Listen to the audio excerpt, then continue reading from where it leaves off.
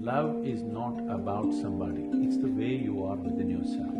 But we hold different relationships. Every relationship, it's a different kind of transaction, isn't it? And if you do not know what is the purpose of the transaction and the nature of this transaction, you will obviously mess it up. Love is a certain way to be. Relationship is a transaction. Transaction has to go by the laws of the transaction. If you try to push it beyond that, it'll break.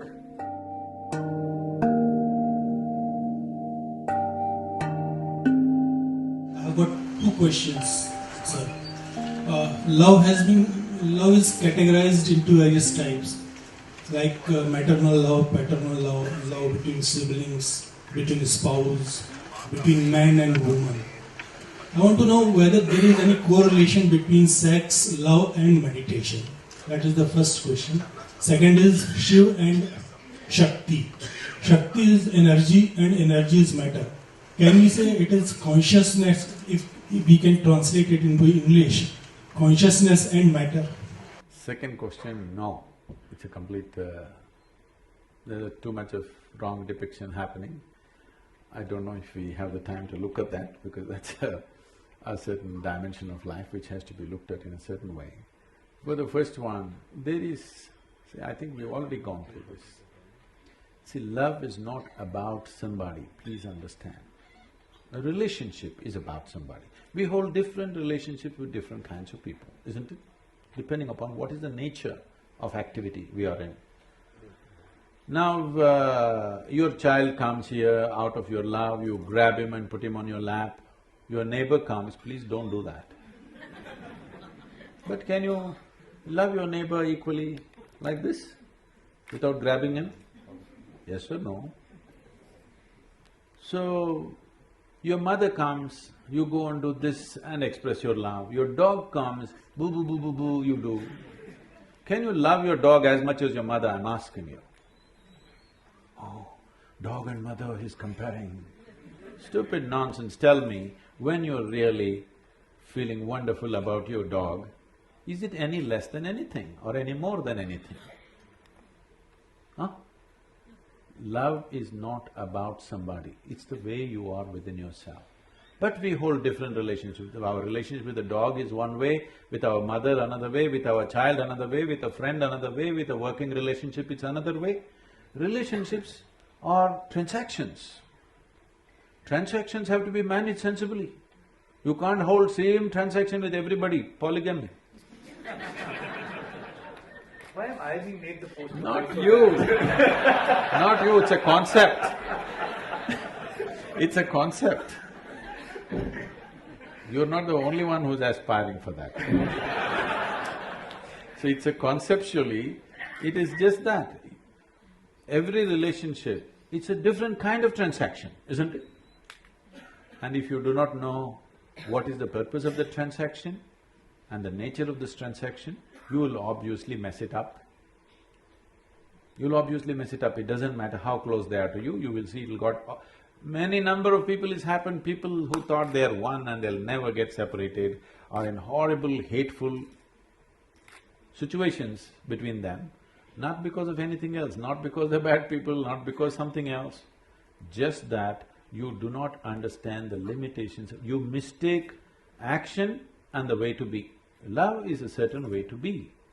Relationship is a transaction. Transaction has to go by the laws of the transaction. If you try to push it beyond that, it'll break.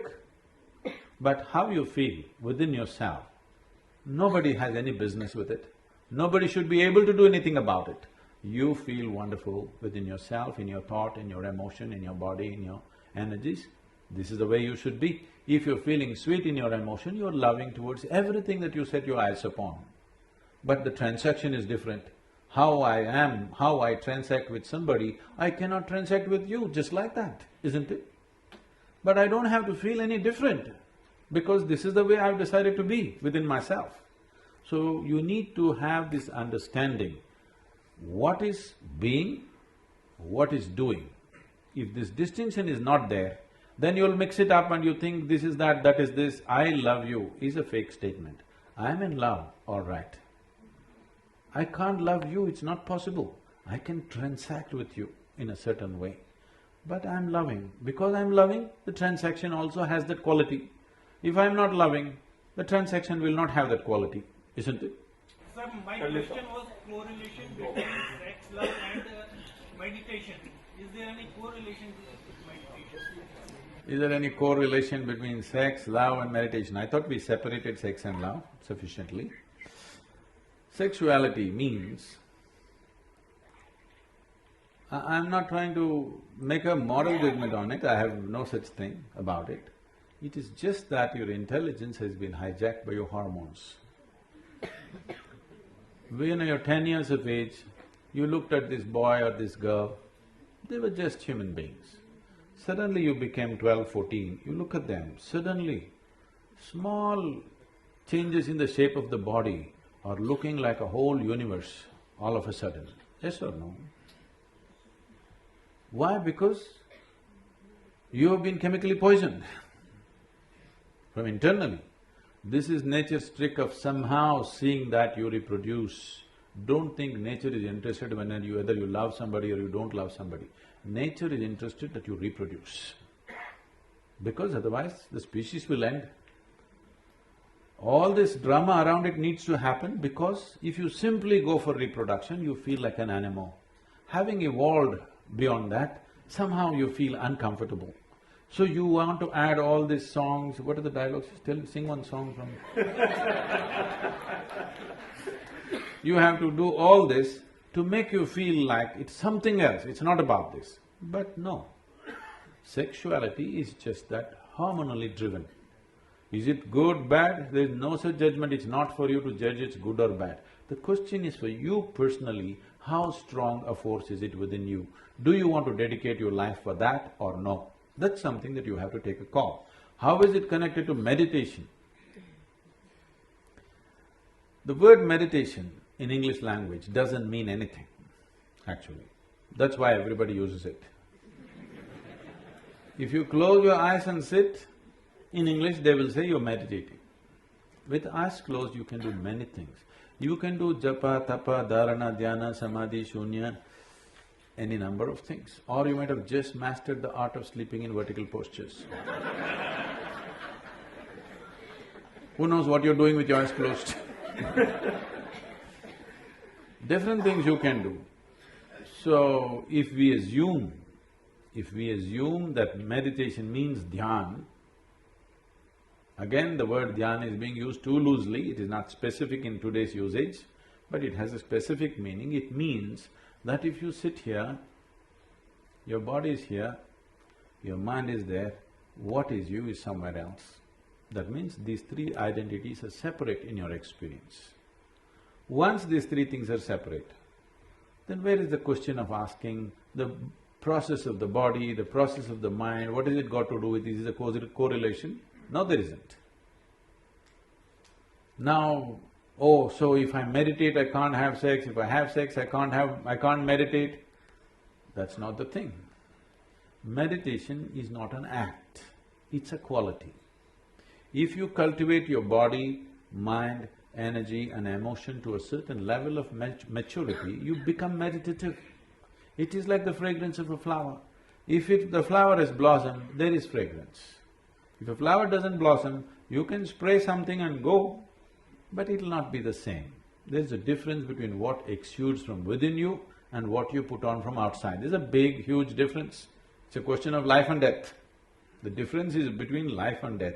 You can even make a dead body smell good if you spray something, but that's different. Exuding a certain fragrance is completely different. So meditation is a quality. Its meditativeness is a quality, not an act. If I do this, is it meditation? No. If I do that, is it meditation? No.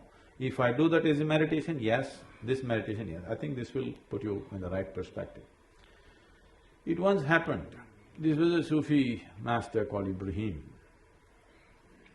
Ibrahim gathered a few people in his place and he was trying to train people. One evening, two of his disciples meet and they're frustrated, and one guy says, "Hey, I want to smoke, but I don't know what the master will say." The other guy says, "Even I want to smoke." then why don't we ask him? They decide. They decide to ask him separately. Next day evening, one guy is sitting there in the garden frustrated, another guy comes smoking. He said, "Hey, you're smoking? Master told me not to smoke and you're smoking." That guy asked, "What did you ask the master?" He said, "I asked him, can I smoke when I'm meditating?" He said, "No." "Ah, that's your problem. I asked him, can I meditate when I'm smoking?" He said, "Yes."